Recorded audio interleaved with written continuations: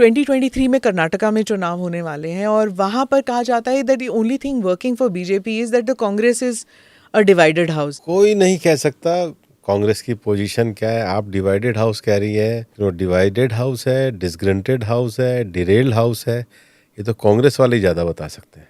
जहाँ तक हमारी पोजीशन की बात है, हमारे मुख्यमंत्री बसवराज बोम्मई के नेतृत्व में हम लोग अच्छे तरीके से काम कर रहे हैं। हमारे वरिष्ठ नेता येदियुरप्पा जी भी पार्टी के पार्लियामेंट्री बोर्ड के मेंबर हैं। पार्टी के पास एक सीनियर मोस्ट लीडर्स की एक टीम है। अब कांग्रेस के बारे में कह रहे थे कि डिसग्रंटल्ड, डिसयूनाइटेड वगैरह, लेकिन हिमाचल प्रदेश में जो इलेक्शन जीती है उससे एक नई ऊर्जा मिली है और कह रहे हैं कि भारत जोड़ो यात्रा से भी कांग्रेस के जो काडर है उसमें एक ऊर्जा आई है, एक यूनिटी के बाद बात कर रहे हैं कि 2024 के लिए तैयार है अब वो। देखो, हिमाचल के कारण स्थानीय कारण थे, और जहाँ तक भारत जोड़ो यात्रा की बात है, मैं तो आज तक समझ ही नहीं पाया ये किसको जोड़ने के लिए हो रही है। भारत तो 1947 में सरदार पटेल जी ने जोड़ा था।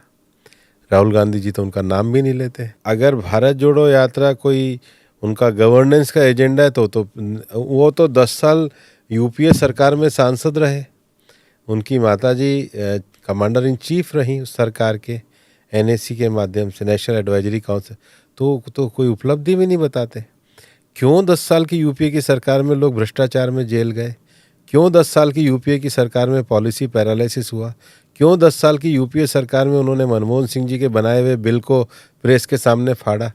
वो बताएं तो सही, उनके जो 10 साल के विषय हैं वो क्या वो भारत जोड़ो के थे? वो किस चीज़ के विषय थे और क्या उपलब्धि करी, क्या काम किया? अगर अपने आप को वो मसीहा स्थापित करना चाहते हैं तो मुझे पता नहीं। बाकी मुझे उस यात्रा में ना कोई राजनीतिक, ना कोई सामाजिक, ना कोई सांस्कृतिक और ना कोई भारत का आध्यात्मिक पक्ष नजर आया जिसको हम ये कह सकें कि ये किस उपलब्धि के लिए यात्रा कर रहे हैं। क्योंकि वो कह रहे हैं कि बीजेपी जो है वो पॉलिटिक्स ऑफ हेट करती है, तो वो जोड़ने की कोशिश कर रहे हैं भारत को। कैसे जोड़ रहे हैं?